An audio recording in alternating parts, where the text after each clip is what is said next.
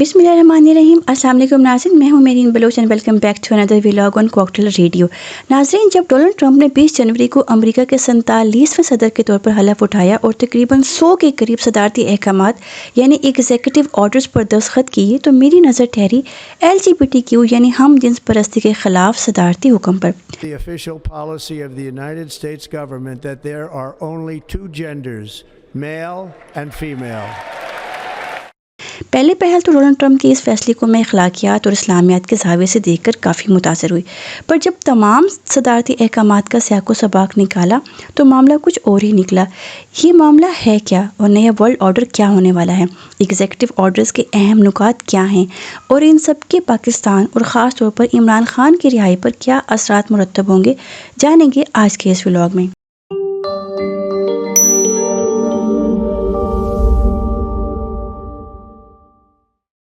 तो सबसे पहले बात करते हैं LGBTQ पर पाबंदी की।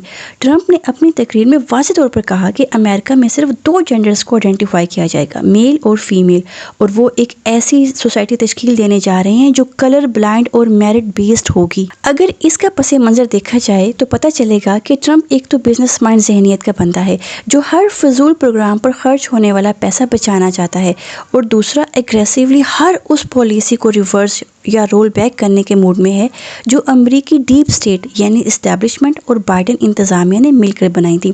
उन्हीं में से एक प्रोग्राम था जिसे DEI कहा जाता है, यानी डाइवर्सिटी इक्विटी इंक्लूजन।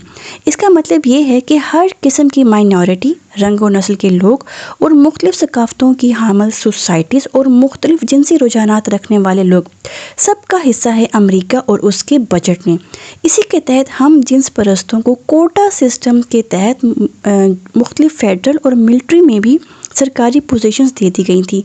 बस यही वजह है कि ट्रंप ने DEI प्रोग्राम को डिसमेंटल कर दिया और शनाख्ती कार्ड, पासपोर्ट और दीगर डॉक्यूमेंटेशन पर सिर्फ 2 जेंडर्स दर्ज होंगी, एक मर्द और दूसरी औरत, ताकि अक़लियतों के चक्कर में अमरीकियों की हक तलफी ना हो और तमाम लोग सिर्फ और सिर्फ अपनी काबिलियत और मेरिट पर नौकरी हासिल कर सकें, ना कि किसी न किसी कोटा सिस्टम की आड़ लेकर अदारों में एडजस्ट कर दिए जाएं। अब जो पैदाइशी यानी बायोलॉजिकली जिस जिन्स के साथ पैदा हुआ है वही उसकी शनाख्त होगी, और हुकूमत इस DEI प्रोग्राम के तहत ना तो नौकरियां देगी और ना ही कोई फंड जारी करेगी इस प्रोग्राम को सपोर्ट करने के लिए। अब आप समझे कि ये इखलाकी बुनियादों पर नहीं बल्कि इंतज़ामी बुनियादों पर किया जाने वाला फ़ैसला है। बहरहाल ये हर दो लिहाज से एक अच्छा फ़ैसला है। मुझे तो हंसी आ रही है जियो न्यूज़ के उन ट्वीट्स पर जो उन्होंने बोज़े इमरान में ट्रंप के अहम तरीन सफ़ीर रिचर्ड ग्रेनल के बारे में की, कि जब रिचर्ड ग्रेनल ने फ्री इमरान खान की ट्वीट की तो जवाबन जियो ने रिचर्ड ग्रेनल को बिलो द बेल्ट चाहते हुए हम जिन्स परस्त कह दिया। खैर, अब तो हुकूमत और जियो ने अपनी बहुत ज़्यादा ट्वीट्स को डिलीट कर दिया है। अब बात करते हैं चंद मोटे मोटे दीगर सदारती अहकामात की और हलफ बर्दारी की तकरीब के बारे में। सबसे पहले ट्रंप ने हलफ उठाने से एक दिन पहले टिकटॉक को बैन करके दूसरे दिन ही अनबैन करके अपनी ताकत का मुजाहरा कर दिया और टिकटॉक को 75 दिनों की मोहलत दी, 2 ऑप्शंस के साथ, कि या तो वो अपना बिज़नेस यहाँ अमेरिका में किसी अमीर बिजनेसमैन को बेच दे जैसे कि इलोन मस्क है, मिस्टर बीस्ट है वगैरह, या फिर वो 50% का जॉइंट वेंचर कर ले। यानी टिकटॉक जो एक चाइनीज़ कंपनी है, अब अमेरिका में बिज़नेस करना है तो 50% मुनाफा अमेरिका को देना पड़ेगा। ये होता है कौम का लीडर जो सबसे पहले अपने मुल्क और कौम के मफाद का सोचता है, और ट्रंप का नारा भी यही है कि सबसे पहले अमेरिका, बाकी सब बाद में। और दूसरा अहम पॉइंट ये था कि अपने मेक्सिको के साथ जो जुड़ने वाले जनूबी बॉर्डर हैं वहाँ पर ट्रंप ने मिलिट्री तैनात कर दी है ताकि मेक्सिको के रास्ते आने वाले गैर कानूनी इमिग्रेंट्स को रोका जा सके, क्योंकि ट्रंप का ख्याल है कि अमेरिका में रोज़ बरोज़ जराइम, ड्रग्स और रेप केसेस में जो इजाफा हो रहा है उसकी असल वजह यही इलीगल इमिग्रेंट्स हैं। तीसरा पॉइंट ये है कि पहले से मौजूद गैर कानूनी इमिग्रेंट्स की सिटीज़नशिप को कैंसिल किया जा रहा है। और चौथा पॉइंट ये है कि ट्रंप की हलफ बर्दारी की तकरीब में बड़े बड़े tech giants of silicon valley यानी बड़े बड़े बिलियनियर कारोबारी लोग जिनकी नेट वर्थ $100 بلین ڈالر سے بھی زیادہ ہے، جیسے Elon Musk, mark Zuckerberg, Google, Amazon اور ایپل کمپنیز کے CEOs کو دیکھا گیا۔ یہ سب لوگ اس افتتاحی تقریب میں ٹرمپ کے شانہ بشانہ موجود تھے، جو کہ دنیا کو ایک واضح پیغام ہے کہ اگلا ورلڈ آرڈر جو ہے وہ ہونے والا ہے بزنس۔ 5واں پوائنٹ یہ ہے کہ جیسے میں نے پہلے بتایا کہ DEI پروگرام کو ختم کر کے بائیڈن کی پالیسیز کو رول بیک کر دیا گیا ہے، اور ہر اس پروگرام کو ختم کر دیا ہے جس پر صرف حکومت کا خرچہ ہو رہا ہے۔ 6واں پوائنٹ یہ ہے کہ ورلڈ ہیلتھ آرگنائزیشن سے خود کو علیحدہ کر لیا ہے کہ اتنے فنڈز امریکہ سے جاتے ہیں، جبکہ امریکہ کو اس کا کوئی خاص فائدہ نہیں ہے، جبکہ زیادہ فائدہ اس سے چائنا اٹھا رہا ہے۔ اب ہوگا یہ کہ چائنا کے لیے یہاں پر ایک ویکیوم بنتا ہے کہ وہ آگے بڑھ کر ورلڈ ہیلتھ آرگنائزیشن کی نہ صرف صدارت سنبھالے، بلکہ اپنی جو سیاسی اس کی اثر و رسوخ ہے اس کو بھی ساری دنیا میں وہ پھیلا سکتا ہے۔ خیر، 7واں پوائنٹ ہے کہ ڈونلڈ ٹرمپ نے امریکہ کو پیرس کلائمیٹ ایگریمنٹ یعنی اس معاہدے سے بھی خود کو آزاد کرا لیا ہے، جو کہ ماحولیاتی آلودگی کے لیے کام کر رہا ہے۔ اور 8واں پوائنٹ اس کا یہ ہے کہ ٹرمپ نے نیٹو ممالک سے بھی مطالبہ کر دیا ہے کہ وہ اپنا دفاعی بجٹ ڈبل کر دیں اور امریکہ سارا بوجھ نہیں اٹھائے گا۔ اس کا مطلب یہ ہے کہ ٹرمپ کا کوئی موڈ نہیں ہے جنگوں کا۔ 9واں پوائنٹ بھی اس سے ریلیٹڈ ہے کہ اب کوئی نئی جنگ کا ارادہ نہیں، بلکہ روس اور یوکرین جنگ بھی بند کرنے کا ارادہ ظاہر کیا گیا ہے، اور پیوٹن سے کہا ہے کہ یہ مضحکہ خیز جنگ فوری طور پر بند کر دے۔ 10واں پوائنٹ بہت امپورٹنٹ ہے کہ مشرق وسطیٰ میں تعمیر نو کے لیے عرب ممالک یعنی دبئی، قطر اور سعودی عرب کو بجٹ دینے کے لیے کہا گیا ہے امدادی طور پر۔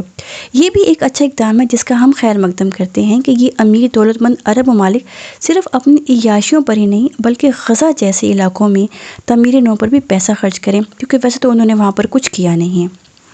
11واں پوائنٹ یہ تھا کہ امریکہ اپنے کاروباری لوگوں پر ٹیکسز کم کر کے اور جنرل ٹیکسز کو بھی کم کر کے باہری دنیا کے ایکسپورٹرز پر ٹیرف کافی زیادہ بڑھانے والا ہے۔ یہ بھی کافی بولڈ سٹیپ ہونے والا ہے۔ اور 12واں پوائنٹ یہ ہے کہ جو لوگ قرض مانگنے IMF کے پاس پہنچ جاتے ہیں ان کے لیے بھی کوئی حالات اب اتنے سازگار نہیں رہنے والے۔ تو یہ تھے وہ اہم ترین نکات جن کا خلاصہ یا لب لباب یہ ہے کہ امریکہ کی واضح پالیسی ہے ڈالرز کمانے کی، بزنس کی، اور اللہ تللوں پر خرچ جو ہے وہ ختم کرنے کی، اور جنگوں کے اندر نہ جانے کی۔ لہٰذا جو نیا ورلڈ آرڈر ہے وہ ہے بزنس۔